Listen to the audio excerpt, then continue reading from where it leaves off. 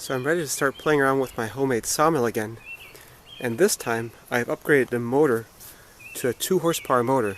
Problem is, that big a motor you need 240 volts, and that's a slight challenge when you're outside the workshop. Now I could get my 240 volts just out of a dryer plug, but instead I'm going to use a kitchen socket.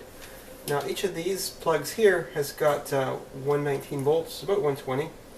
But in any socket for a kitchen that's been wired in the last 40 years or so, the top and bottom sockets are in opposite phases, so if I plug into hot on both of those, I get about 240 volts.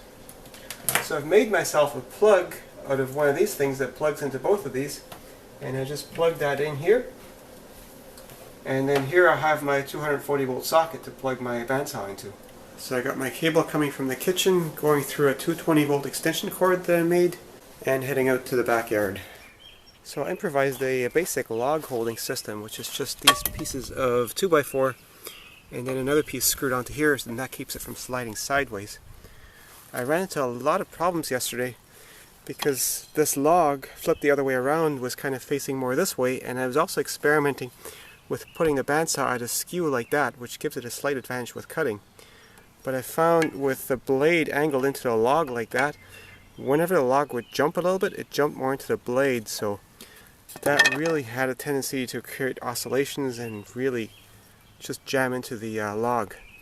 So now I've got a more secure way of holding it, and that is tied to the rails, which also gets them off the ground a bit, so I should be better off with sawdust clearance.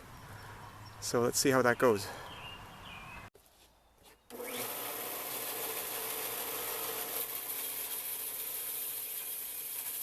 So far so good, but I'm really just grazing the edge of the wood, so I have to cut deeper.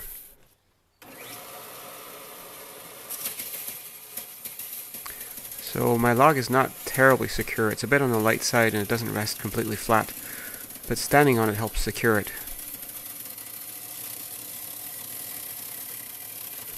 With that 2 horsepower motor and 220 volts, I can feed a lot faster than I could with that old pump motor I used last time. So here's the next problem I ran into. Notice how the blade keeps drifting way up. And in fact, what I do here is I raise the saw a little bit just to give it relief, but I had some serious drift problems.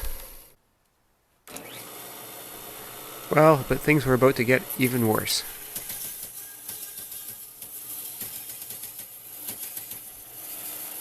And this is where my blade got stuck in the log, and basically the belt is just slipping on the motor. I repeated getting stuck in the log a few more times.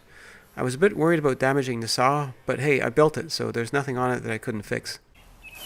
Well, minor disaster. I had my blade get stuck, then the blade came off, and it shredded the tire.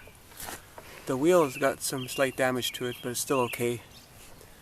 So I need to get a new tire, and I think this stuff is just too hard to cut for my sawmill. I took some of the lumber I milled already and resawed that on my 18-inch bandsaw, and it too had a really hard time with it. This oak is just nasty to work with. So I had to make a trip down to Canadian Tire, and here's my new bandsaw tire. Just have to cut it open and get the valve off. So I'm going to try to force this on without taking the wheel off the saw.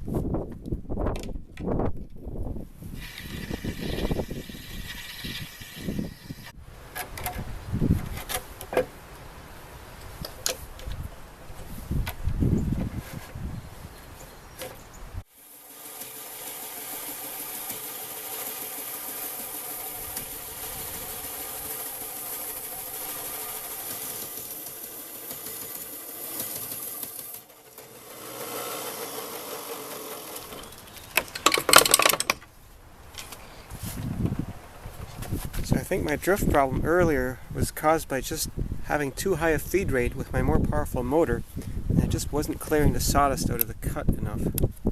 And I've got lots of sawdust left in here. For the last little bit, I cut a fair bit faster just to see what would happen, and sure enough, the blade started drifting right away as soon as I increased the feed rate. And there, for that last bit of cut, there's much more sawdust left in there than there was before, so I know what I have to do. I just have to back up on the feed rate. So after that, I just started feeding the saw a lot slower, and then once in a while I'd back it up just to make sure that the kerf wasn't clogged full of sawdust. Because what had been causing my blade drift wasn't so much exceeding the beam strength of the blade, it was just that the kerf had too much sawdust in it, and that pushed the blade to the side. So after I figured that out, cutting went fairly smooth. I had my saw set up to run at 3,300 feet per minute, or about 1,000 meters per minute, and realistically I should have run it a bit faster because I wasn't limited by motor torque at all. I had to go slow just to give the blade time to clear the chips out of the kerf.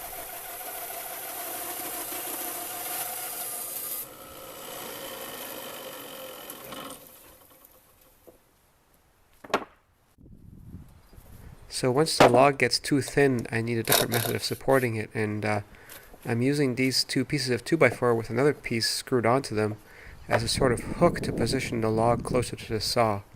So here's checking that my blocks don't actually hit the lower blade guide. And just a drywall screw screws it onto the frame, and that holds it all together.